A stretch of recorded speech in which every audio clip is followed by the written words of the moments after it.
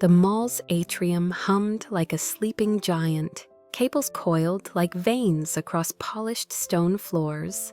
Evelyn stood with a clipboard and a steady jaw, counting down beneath her breath. On cue, the colossal tree waited, dark as a mountain before dawn. She lifted her hand, the tech signaled, and the switch took a brave little breath. Nothing happened, and the silence cracked like thin ice under weight. A few bulbs twitched, a nervous tremor of color, then fizzled into embarrassed gray. A murmur moved through the crew, a breeze that knew bad weather. Evelyn felt the old ache flutter inside her ribs, like a bird beating at glass. "Cycle again," she said, voice clean as glassware on a shelf. Her eyes did not blink, but her lungs forgot how to be faithful. Technicians ran, radios hissed, ladders sprang up like sudden scaffolds of hope. She watched the ornament cluster at 40 feet, shiver with dormant promise. In her mind, a kitchen in Colorado, cinnamon, cheap cocoa, her mother's humming, lit and dimmed. "Ground fault on the south trunk," someone called, trying to sound heroic. Evelyn nodded, as if approval could solder copper with poise. The fix came in a flurry of hands, a short replaced, a connector appeased. The switch took another breath, deeper, and the tree woke in wild applause. Gold poured down the branches, a waterfall of small, obedient stars. Phones rose like flowers turning toward sudden sun. The crowd clapped, loving the miracle they'd never have to repair. Evelyn kept her smile where everyone could see it and nobody could live in it. She hugged the mall manager, promised a timing sweep at 6 a.m. Compliments grazed her shoulders like paper birds and flew away. Her crew basked, leaning into one another's laughter, warm as lights against cold glass. She checked the box operational and felt nothing register in her chest. Alone by the service corridor, she watched a single bulb stutter and settle. The glow was perfect, mathematically balanced, entirely correct.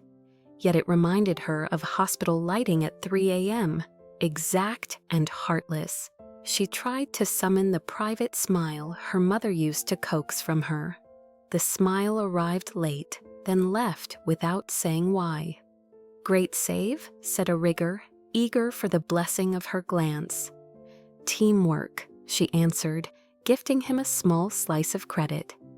He walked away with his prize. She stood with her quiet. Somewhere a child squealed, absorbing wonder like oxygen. Evelyn counted the beats between the squeal and her own pulse and lost track. The conference room smelled of coffee ambition and printer heat. Evelyn arranged the mock-ups like snowdrifts shaped by patient wind. "Traffic flows here," she said, tapping an arrow, voice a velvet hammer. The buyers nodded, imagining profit wrapped in candy cane logic. She smiled the seasoned smile that always closed the deal. Her calendar gleamed with color blocks, a stained glass window of urgency. Chicago on Tuesday, Dallas by Friday, Denver when weather allowed. Every slot had a title, every title had a demand. No slot read, "Grief, breathe, remember your mother's hands."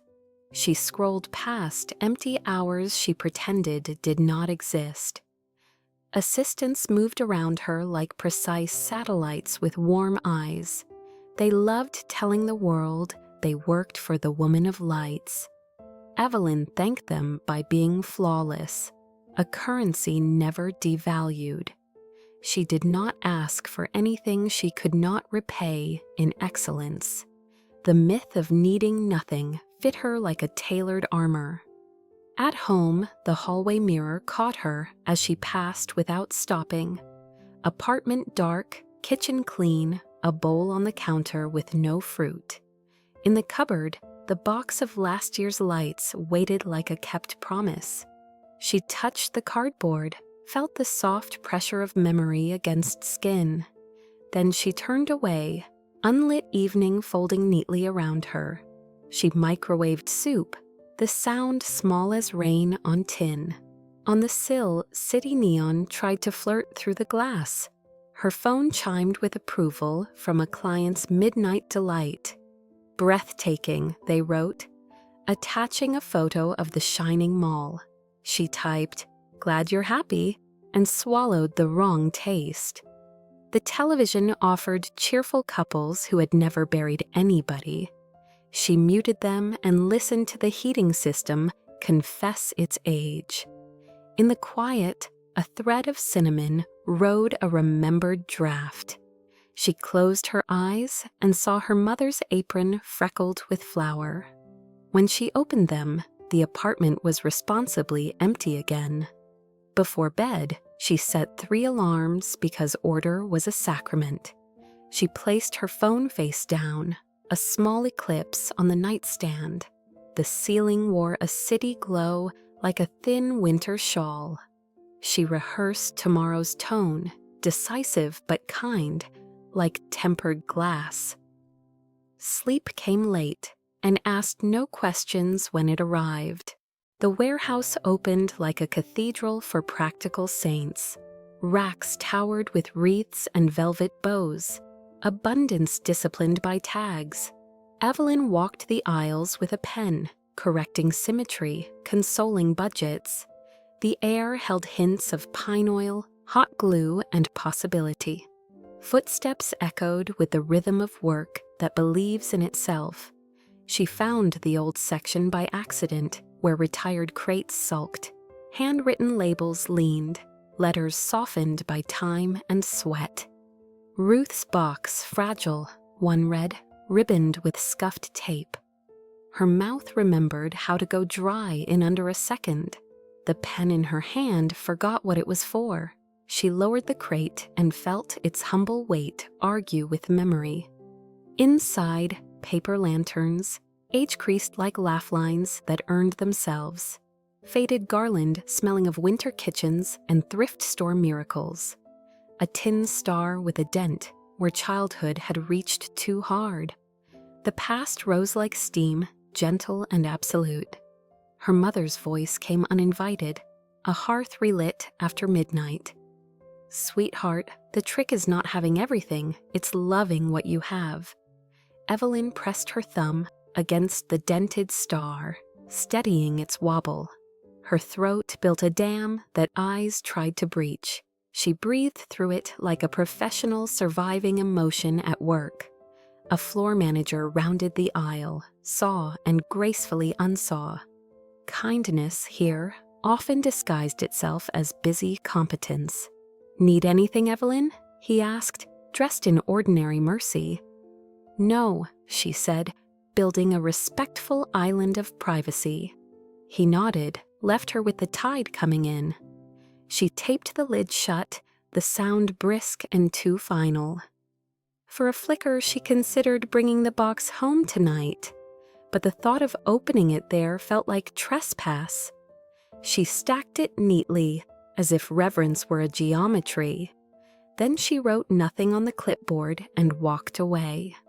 At the door, she paused long enough to watch dust lift in a sun shaft.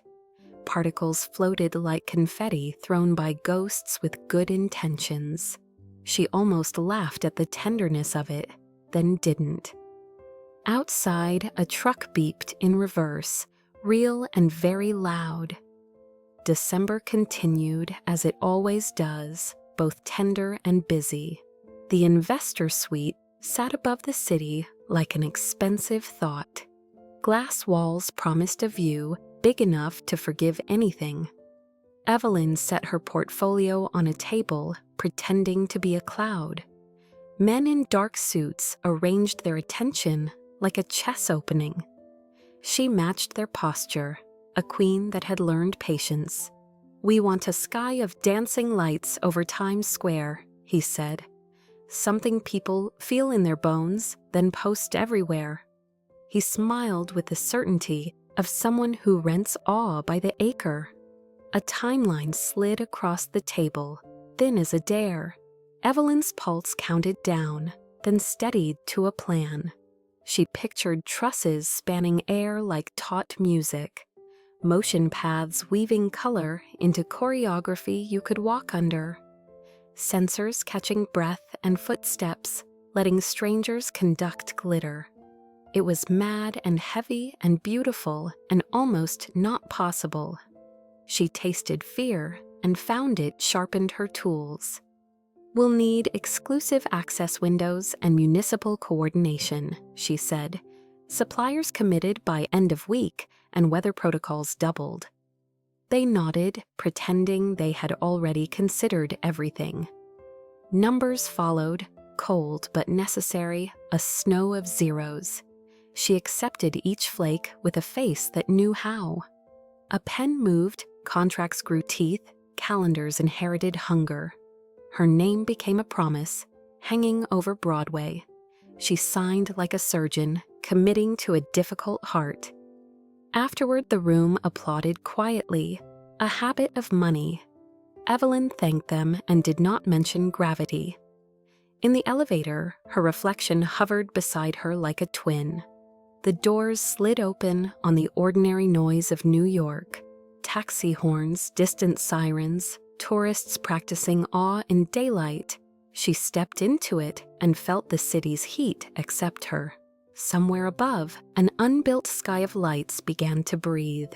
She texted her lead, "We're on. Prep the bid kits now."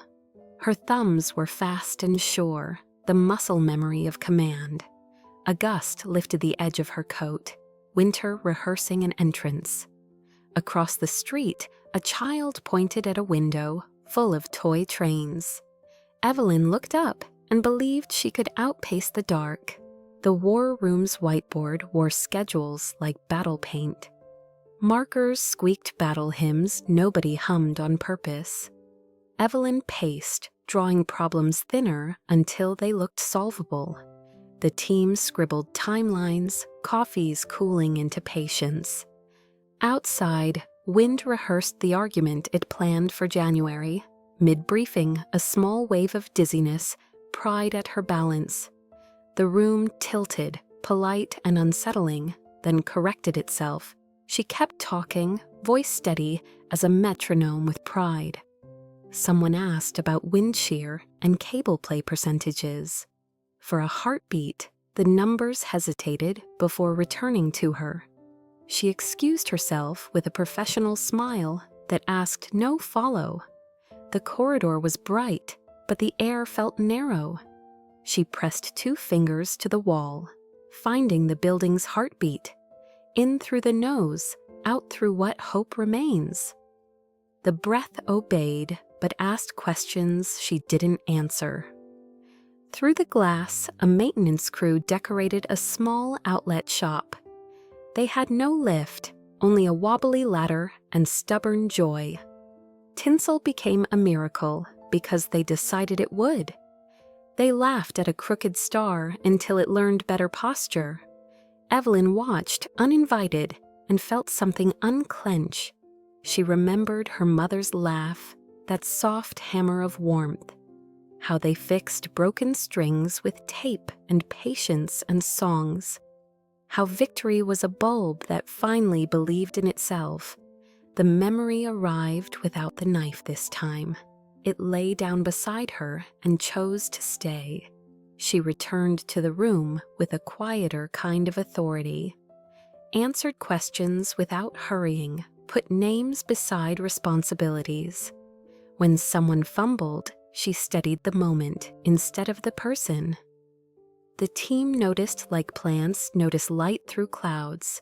Work resumed, more human and somehow faster. That night, her reflection in the dark window looked almost kind.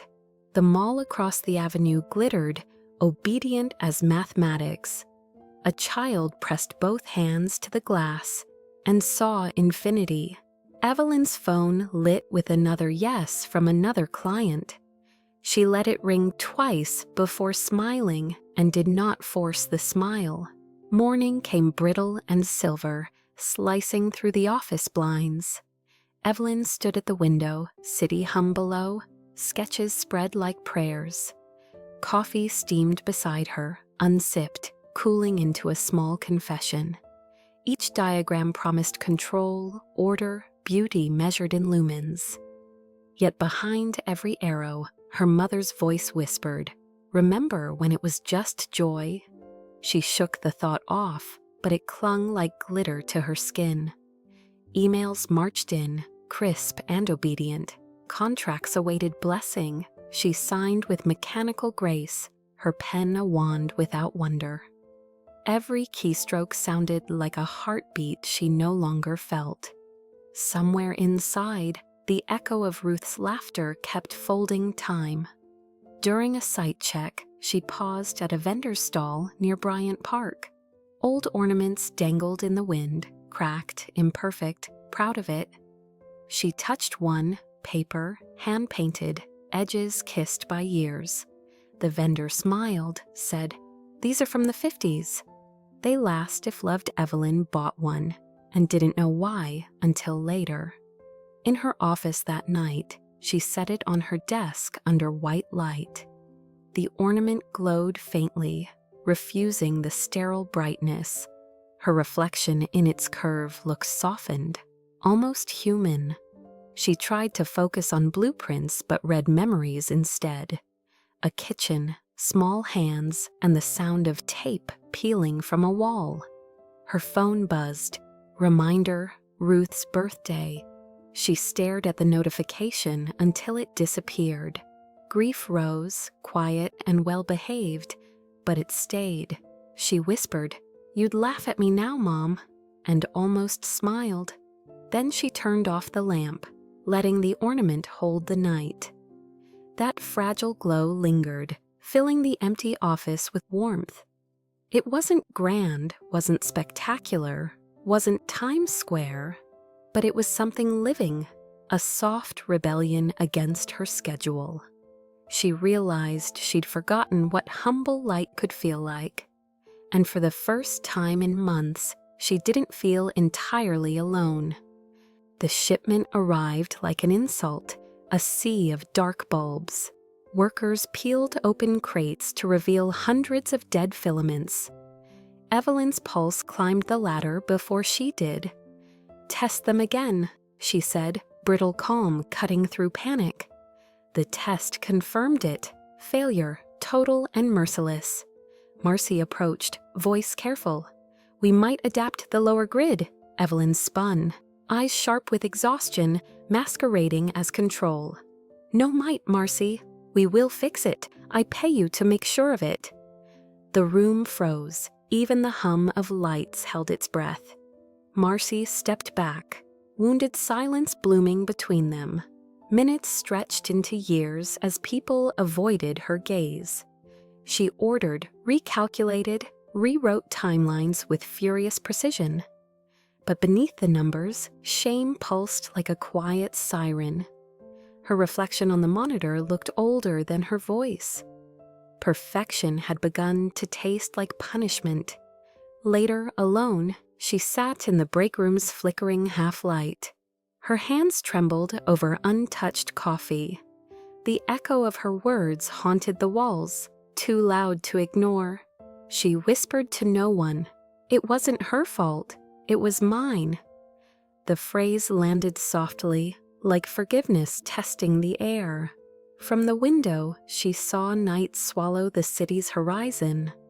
The skyline shimmered with lights that worked without her.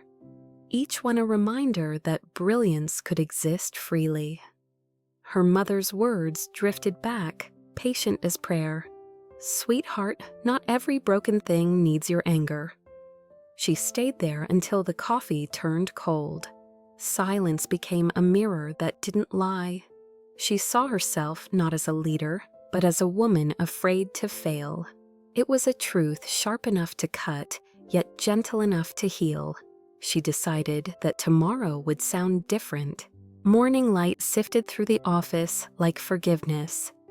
Marcy knocked softly, a box wrapped in red ribbon in her hands. Evelyn looked up, expecting distance, receiving grace instead. "I found these old lights," Marcy said, "restored them myself." Her voice trembled, but her courage held. Evelyn opened the box, revealing a coil of delicate bulbs, warm, imperfect. Each one seemed to breathe a quiet heartbeat of gold. She blinked fast, emotion stinging the edges of her poise. For a moment, she couldn't speak, only feel the tremor of regret. Then her voice broke softly, like a door opening inward. "Marcy, I was unfair to you. I'm sorry," she said. Her hand hovered, then rested lightly on the younger woman's arm. "These are beautiful. Thank you for reminding me what this season means." Marcy smiled, relief flooding her face like dawn. And Evelyn felt the first true warmth she'd allowed in months. The rest of the team watched quietly from the hallway. No words, just the shared rhythm of a room exhaling. Someone turned on soft music, almost accidental, almost sacred. Evelyn caught herself breathing with it, slower, deeper. It felt like the beginning of a thaw. That evening, she placed Marcy's restored lights on her desk. They glowed unevenly, alive in their imperfections. Each bulb flickered with its own personality, defying uniformity. Evelyn found herself smiling, not professionally, but tenderly. It was the smile her mother used to wait for. The city outside blinked with cold brilliance, but her office felt warm. In the quiet hum of work, something delicate took root. A sense that maybe her mother's voice had never left at all. It had just been waiting for her to listen. And now, finally, she did. Snow whispered against the windshield as she drove west. The GPS called it a 6-hour trip. Her heart called it a pilgrimage. The highway unwound like a reel of half-remembered film. Each mile pulled her closer to the house she hadn't entered in years. Some journeys are measured in forgiveness, not distance. The house stood quiet under a roof of frost, windows blind with dust. She unlocked the door with hands that remembered the shape. The air smelled of wood and absence, familiar and foreign at once. In the corner, a shelf still held the old tin star with the dent. She touched it, and memory filled the room with soft light. She found the backyard lanterns in a box marked winter. Paper thin, fragile, survivors of decades and storms. Her mother used to hang them along the clothesline, humming softly. Evelyn strung one up and plugged it in. It glowed weakly, stubborn, imperfect, alive. The snow began again, gentle as breath. She sat on the steps, coat pulled tight, watching the lanterns sway. Each flicker felt like her mother speaking in a language of light. Not saying, "I miss you, but you're doing fine." Tears came easily, but they didn't sting. Inside, she walked through rooms once filled with laughter. Walls still held nail holes where joy used to hang.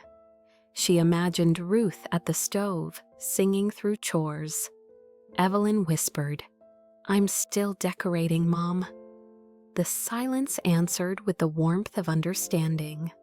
Before leaving, she placed Marcy's restored light beside the old lantern, 2 generations of care glowing together in the dusk.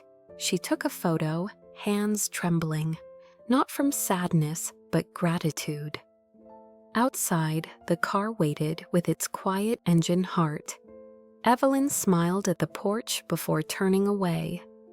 As she drove off, the house grew small in the mirror, yet its light, faint but steady, followed her down the road. It wasn't the brilliance of Times Square or mall displays. It was the quiet kind that endures when applause fades. And for the first time, Evelyn believed she could shine too.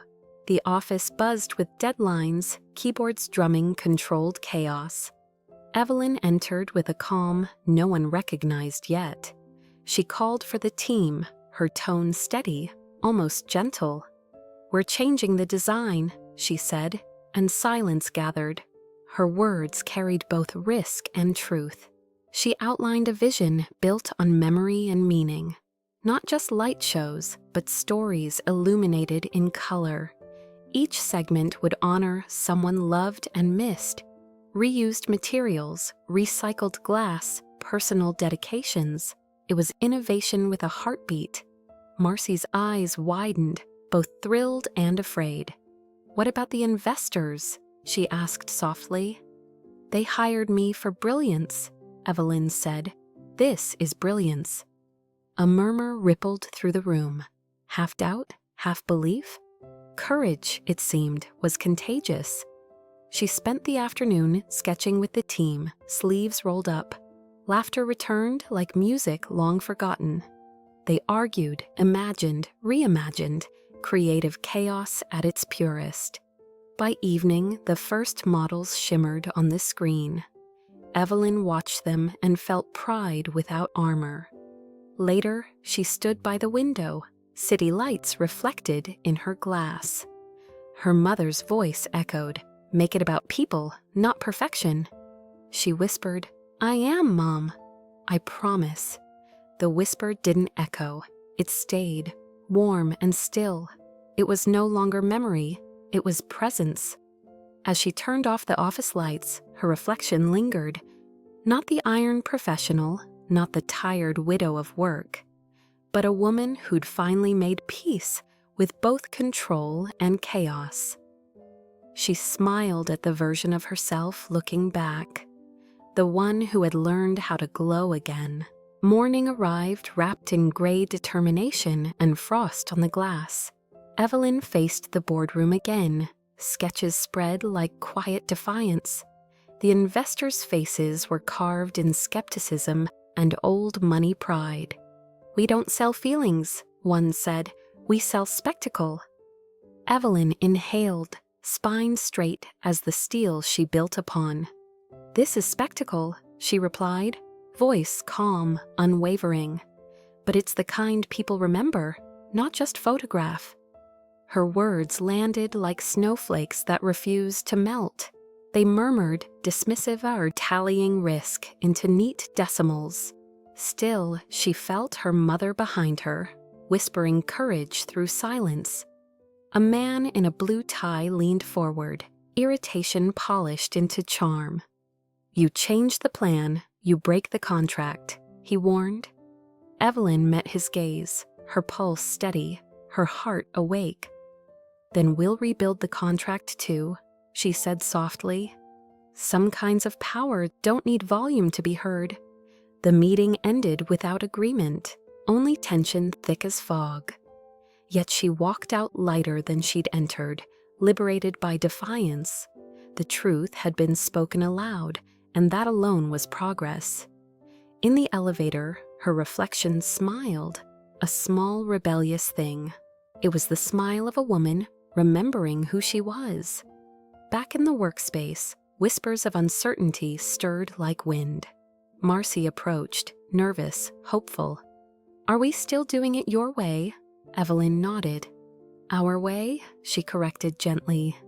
The word "our" rolled warm and solid between them, and with that, the rebellion quietly became belief. That night, she stayed late, drafting letters to suppliers herself. She explained the new vision, the purpose behind the beauty. Each word felt like mending a broken thread in her soul. She signed her name slowly, a vow disguised as ink. The world might resist, but she had already chosen light. Snow fell outside like time deciding to be kind for a while. Inside, the warehouse pulsed with hammers, laughter, and resolve. Evelyn moved among her team, sleeves rolled, clipboard forgotten. She tied cords, lifted boxes, knelt to check connections herself. Perfection no longer meant distance, it meant participation. Marcy tested circuits while music played low from someone's phone. A melody from decades ago, filled the air with soft nostalgia. "Your mom would love this," Marcy said, half shy, half sure. Evelyn paused, heart folding gently into the moment. "I think she's here," she answered, meaning every syllable. They worked through the night, powered by purpose instead of fear. Old bulbs found new homes. Scraps became stars in careful hands. Every piece carried a name, a dedication, a memory made visible. The installation transformed from project to community ritual. Evelyn watched and felt the warmth of belonging bloom again. By dawn, exhaustion painted everyone with the same glow. They shared coffee from mismatched mugs. Laughter cracked with pride. "Do you think they'll like it?" someone asked, voice hopeful. Evelyn smiled, eyes bright with calm conviction. "They'll feel it," she said. "That's better than liking it." She walked the floor, tracing light lines like veins of rebirth. Each beam, each glimmer, carried a fragment of her mother's grace. She realized she had built not a display but a dialogue, between grief and gratitude, between work and wonder, between what was lost and what remained shining. Outside, the world waited, unaware of the miracle in progress. Inside, hearts synced to the rhythm of renewed purpose. For the first time in years, Evelyn wasn't chasing deadlines. She was keeping promises to her mother, her team, herself. And that, she knew, was the true architecture of light.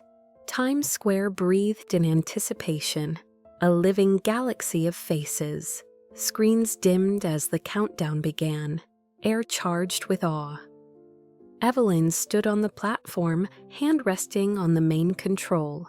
Her heartbeat matched the hum of 1,000 waiting bulbs. For once, fear and faith felt indistinguishable. Marcy's voice crackled softly through the headset. "Ready when you are." Evelyn glanced at the sky, dark, expectant, like a blank canvas.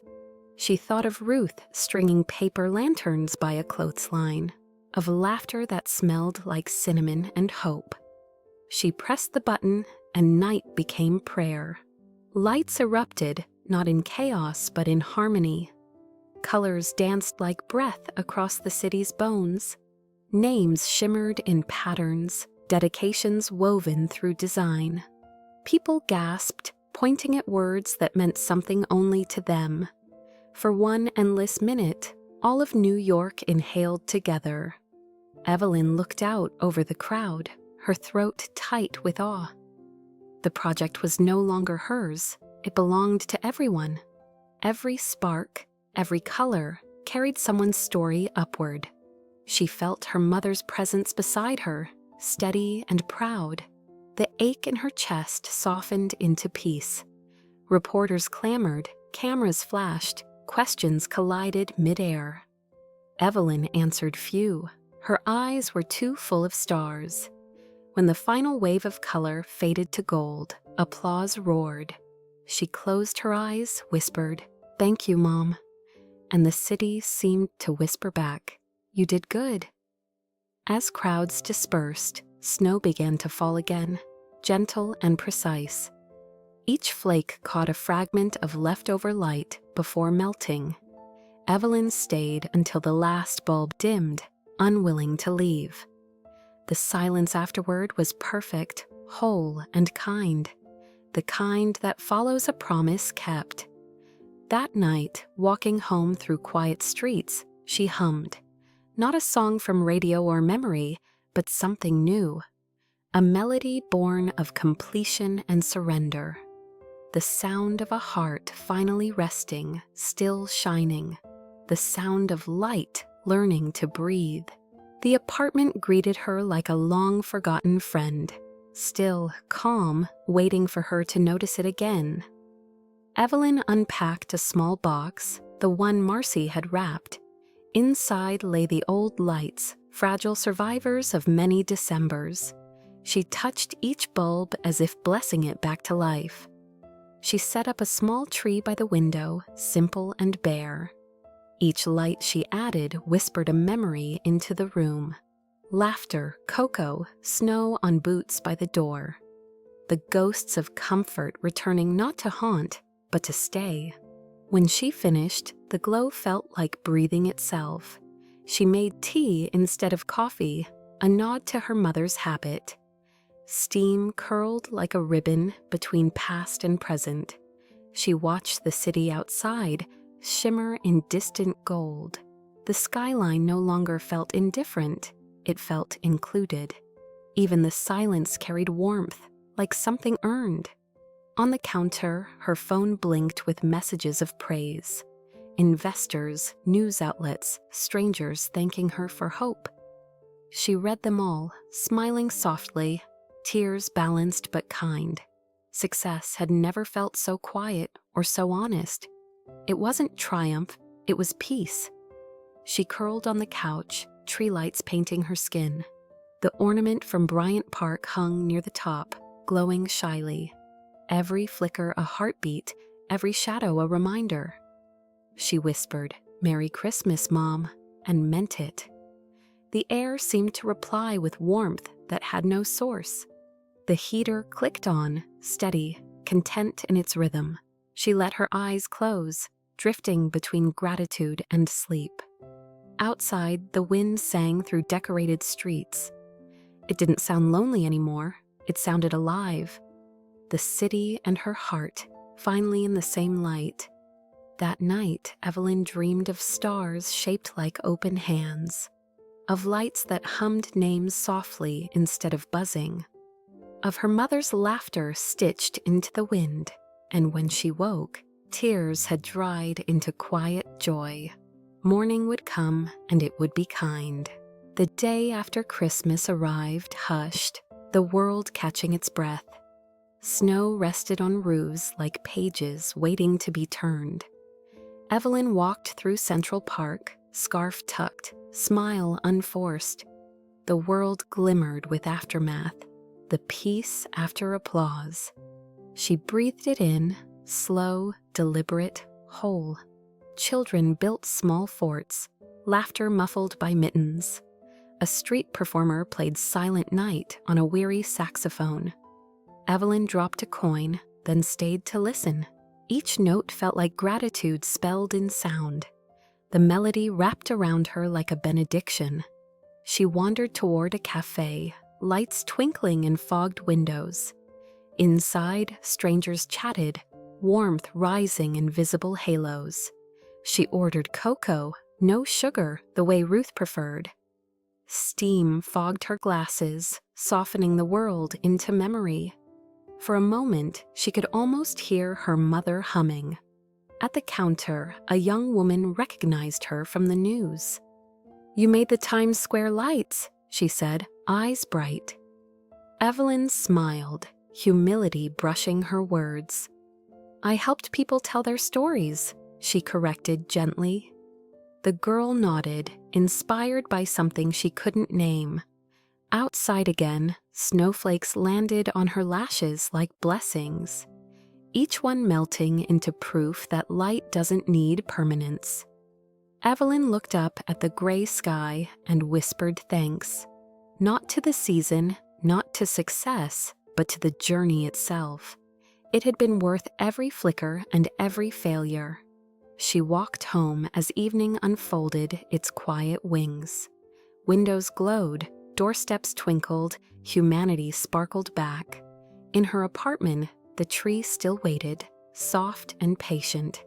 She turned on the lights and let them speak for her. They said everything words never quite could.